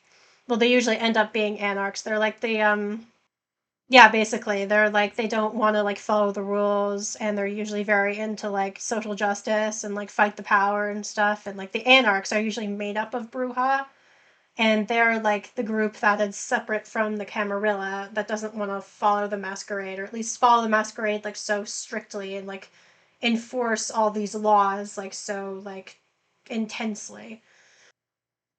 Where was I? With me you can go far. Without me you'll be lost to the unfeeling night, and we can't have that. Those of us unaccounted for can easily become a danger to the masquerade. That's the main reason why, with your sire gone, the prince wanted you out of the picture too. The concierge returns, asks for permission to intrude, which Sophie gives with a polite smile, and leans in to whisper in her ear. You note that the gallery is almost empty. I'm being told the gallery is just about to close, but we still have quite a lot to discuss. We'll go to one of my apartments. My jalopy is waiting downstairs. Come. The smile she puts on makes you remember last night's encounter in the showroom. A similar eagerness to spend time with this person overtakes you momentarily, and you follow her outside. Anarchs are kind of hypocrites in a sense, though, as well, aren't they? Yeah, I think it depends on which anarchs, but it's like rebellion for rebellion's sake, or because they don't want to be controlled, but they exploit others. Yeah, yeah, if you're talking about like, I think it depends on the anarchs, but like if you're talking about like humans, like exploiting humans for blood, then like, and exploiting humans as vessels, then yeah, that's the case. Like in Spawn Song, when they systematically grab and feed homeless people, yeah, I was thinking more about the Anarchs and Bloodlines, but yeah, the Anarchs in Swan Song are definitely doing a lot of problematic bad shit. Yeah, that's not great. So yeah, they do exploit vulnerable people. I think the politics of the Anarchs are better in Bloodlines, at least towards like the beginning of the game. But then like things kind of like, well, not to get into it too much, but things kind of slightly fall off the rails a bit towards the end. Like in all things regarding that game, it's very clear that they were on a time crunch and they were just trying to like. So what was I saying? Right. Anarchs. So like, oh yeah, and I was talking about how the writing in Bloodlines massively falls apart in like all things towards the end of the game. It's a mess. I think a lot of that has to do with like rushed, the like production team like kind of rushing to get the game finished on time, which never ends well. And then it's also worth mentioning that there is like racism in that game, like throughout the game, like at the beginning as well. Like it didn't just like randomly pop up towards the end, but like it does get more prominent and like explicit towards the end. We're definitely going to get into that more when I stream Bloodlines. I was going back and forth on whether I should stream Bloodlines because the game has its issues, and it might be kind of a difficult game to stream just because it's like so old. So I don't know how well it's going to go, but I kind of want to stream it just so I can talk about it. And also, there are parts of that game that I do really love, and like I want to talk about like the way Malkavians are sort of depicted and written in that game because I think it's interesting and I think it gives you a lot of stuff to talk about, both good and bad. So yeah, uh, your sixth sense. Oh, it's hard to say. Tell you that tell you she's an artistic soul too, and you unwittingly start projecting good qualities onto her. Oh, that's not good. Sophie leads you to a luxurious silver Rolls Royce and invites you to sit in the back. The chauffeur, a broad shouldered, clean shaven, middle aged guy, starts driving immediately. Where did we leave off? Ah, I believe I started telling you a bit more about our customs. You've heard the prince refer to our traditions. The chief among them is the masquerade. As you might have gathered from us assembling at a niche gallery after closing time, our comings, goings, and doings tend to be somewhat secretive. We do not advertise our existence. We allow myths and modern fiction to morph and muddle the facts. So, to the vast majority of kind, we remain bedtime stories and pop culture icons. Say, is that one television show about a vampire angel still popular? Oh my god, Angel the series reference. I was not expecting that. I was expecting Twilight references, maybe Buffy references, but I was not expecting Angel references. I'm dead. I am deceased and I am dead. You shake your head in confusion. She shrugs and continues talking, looking a bit more dejected than before. Girl, me too. Our not Angel the series. See, it has its issues. It definitely has its issues. Like the season 4 is just such a fucking mess. Like, don't even get me started. But like, I'm kind of like a tentative Angel the series defender. I really like it. I think it has its values. Our clandestine ways help us remain safe, allow us to explain away the occasional trip up to the rational minds of 21st century humanity, and dictate much of our interactions with mortals.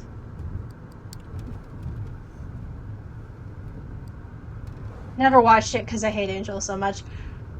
That's valid and fair to a certain extent, especially if you're talking about Angel on Buffy. Like, I would agree. Like, Angel on Buffy is like pretty boring and annoying and like pretty much just regulated to either Buffy's boyfriend, the brooding, weird, moody guy in the corner, or like turning evil and then causing problems for everyone. And also creep. Yeah, that's absolutely valid and true and fair. Yeah, like why are you going after teenage girls, my guy? That is not good. When you're like 200, like he's a creep. We don't talk about this enough. No, true and valid, absolutely true. Like people will talk about Spike being a creep, which they should, but they rarely talk about Angel being creepy. And I think I don't know. I think part of it might just be because people have a tendency to like let male characters they like or think are conventionally attractive off the hook for things, which is a problematic trend as that society needs to stop doing. But yeah, he's creepy. He's a creep. But Cordelia on Angel, I love. And I think a lot of the stuff with Faith on Angel is really, really, really good and interesting. And the continuation of her plotline on Angel the series is probably my favorite part of the entire show, arguably. Like the episode 5 by 5, like forever and always will make me so goddamn emotional and like feel some type of way. It's like, oh, I love Faith so much. And I think like a lot of the sort of like analogies and like metaphors for like addiction that the show is employing through like Angel's vampirism, like being a vampire who's trying to like make amends for his history and for what he did as Angelus and like the people he hurt, and the way that they kind of use like that as like an almost like alcoholism metaphor is I think interesting, although they do kind of lose that towards like the later seasons. And I think there's some interesting stuff in Angel, the series, but overall, I would say I definitely prefer Buffy to Angel, like the shows. Did I read this already? Yeah. What's the risk? Is your driver Vampire 2? Is there anything the movies get right? Is there anything the movies get right?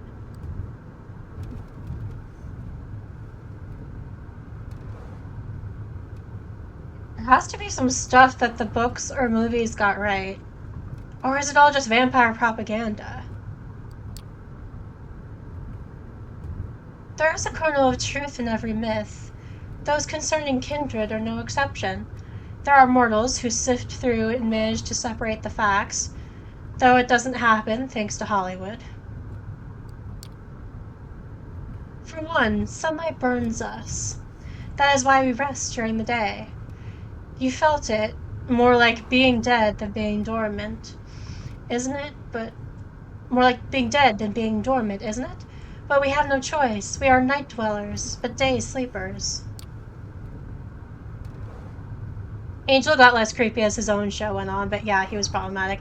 Yeah, the whole like basically stalking and then romancing a teenage girl plot line when he's like 200 is just yikes, and it gets even more yikes when you take into consideration that he was like watching her when she was literally like 15 and then became obsessed with her and she became his whole reason for like finding a purpose or whatever. Like that whole thing is just like yikes. And then there's the fact that like sometimes he'll just be like sort of lingering in corners like off to the side watching her and shit, and it's like, yeah, it's not great. It's not great. Don't do that. He's always like, yeah, he'll always like, especially in the like the earlier seasons of Buffy, he's always just like watching her. Yeah, I really think they got that's where they got the some of the inspiration for Edward Cullen, like the whole like just her like Edward Cullen watching Bella sleep, like climbing through her window situation, and then just like being there. Like that was taken straight from Angel, Angel the character. Although like I find like once you remove Angel from Buffy, like from the character and the show, like he gets, for me personally, more likable. But yeah, those are problematic aspects of his character, like that we should definitely talk about and not brush under the rug. Like he's never been my favorite or like someone that I like really have a strong emotional attachment towards. I kind of more tend to like his relationships with other characters on his own show. Like sometimes Cordelia, although they like fucking, spoiler alert, but they kind of fucking bulldoze that towards the end. One of the many reasons I fucking hate season 4. And like other characters, not to give away too many spoilers, and also Faith, which I find really interesting. But yeah, some more folk related threats. Some more folk related threats are just legends, or occasionally a minor nuisance. Garlic, running water, even religious symbols don't repel us unless the wielder is uniquely pure and godly. That's interesting because in Swan Song, there's that whole thing where oh my god, what's her name? Malkavian woman with the daughter. I feel like it starts with an L. Laisha? Or Laisha? Laisha, I think it was Laisha, yeah. She gets like burned with the cross on her forehead. But I guess that was because unless the wielder is uniquely pure and godly, which is a weird thing, because like who determines that? Like what are the qualifications for that? And are we going based on like Christian faith, I'm assuming? Like who gets to determine who is pure and godly enough to hurt vampires? God? Yeah. Because okay, yeah.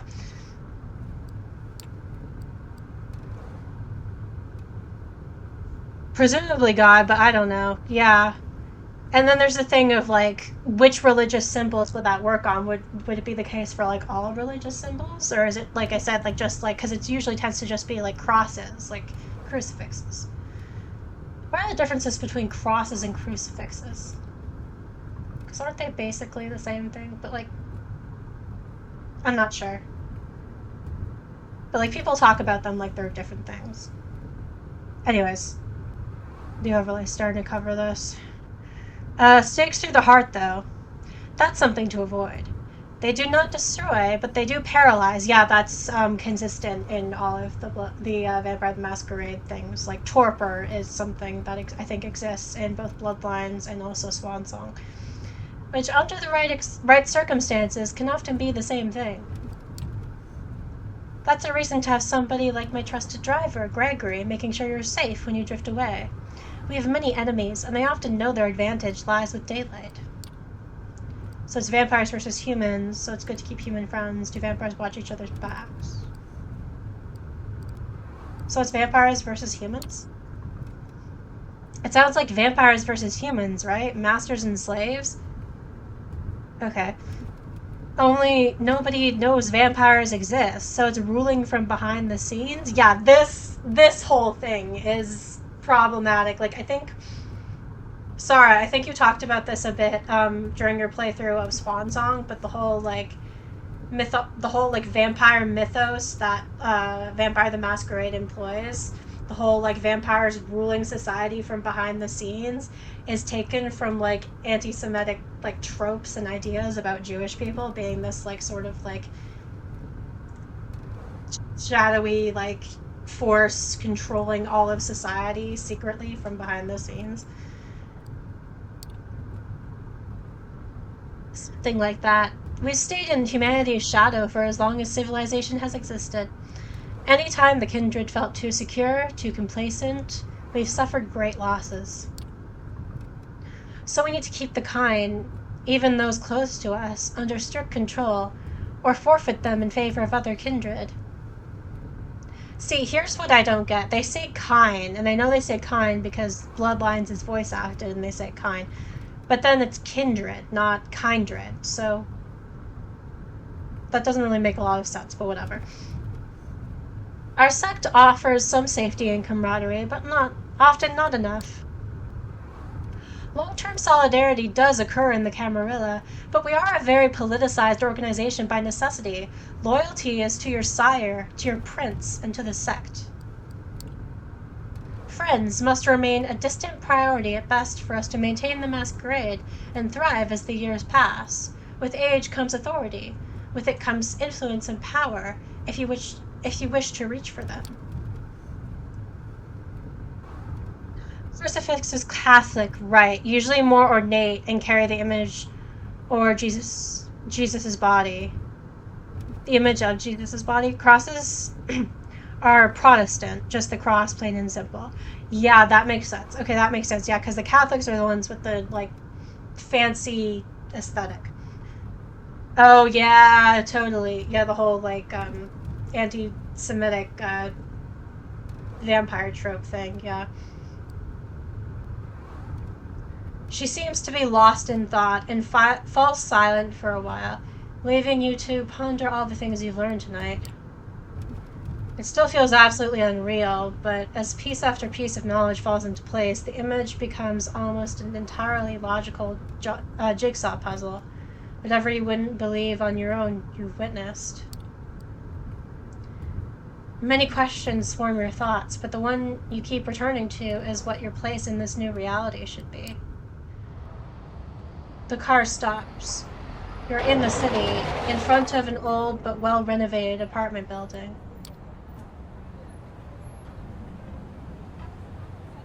We're here. Would you like to see your lodgings? My own apartment? Neat. Is it another parking lot room, or what if I want to sleep in my home? I mean, if we're getting a free apartment, then, like, shit, I'm not gonna turn that down. My own apartment? Neat. I get my own apartment? That's neat. Consider it the first of many gifts that I am able to grant in exchange for loyalty. Come upstairs. Pretty sure cults do that. Okay. She leads you through a small hall with a night guard who greets Miss Langley with a good evening, and you take the stairs up to the second floor. Sophie opens the door to room 209. Inside are all the amenities you could expect from a modern apartment, and some you wouldn't have deemed necessary just the previous night, including thick blinds on the windows. The back room has a comfortable-looking bed and a thick steel door with several sturdy-looking locks, but no windows. Well, how do you like it? This is great, thank you. What? Can I choose another? Not bad, could use some redecorating. Let's not be mean to Sophie. She quite literally holds our life in her hands. She could murder us if she wants to, legally, which is not great. This is great, thank you. I'm glad. Make yourself at home. Tomorrow I will take you hunting and discuss the blood in more detail. I'll get you comfortable. The keys are by the television set. I will pick you up tomorrow night. Use the back room for rest. You can lock the doors just in case. It stings a bit when she leaves. It's like the room suddenly becomes a few shades dimmer. You inspect the kitchen, hoping to find something to drink. Nothing. No regular food either. Feels strange that Kadir could be a more thoughtful host than your new sire, even if only in that respect. You briefly wonder if the sheriff might have a hidden side. I don't care, he's a cop. I mean, I will pretend I don't see the appeal of having a vampire sugar mommy. I mean, yeah, fair. But she also kind of owns us, which for me personally isn't my vibe, but like, no shade to people who are cool with that. Just like, I personally wouldn't want to like sign my life away into someone else's hands like that. Yeah, I don't think the sheriff is a thing that is in Swan Song, but it's in Bloodlines. It's basically someone like in the Camarilla who basically like enforces the prince's laws, like basically like a cop, human cop. With nothing left to do, you lie on the couch with the TV playing in the background for company. Columbo reruns. Kojak reruns. I don't know any of these, which makes me feel, I don't know if I'm too young or too old. Probably too young. President of the United States got himself into serious trouble again. Sounds about right. President of the United States got himself out of serious trouble. Got out of trouble again. Pundits start yelling over each other about things that seemed a little but less insignificant just 2 days ago. You start drifting off, reflecting about another night of confusing conversations and worldview-shattering revelations. How many more before you finally understand what happened to you and what you're supposed to do now? You keep coming back to the life you left behind. The people you should contact, the things you want to pick up from your apartment. You wonder when you'll have the chance for either.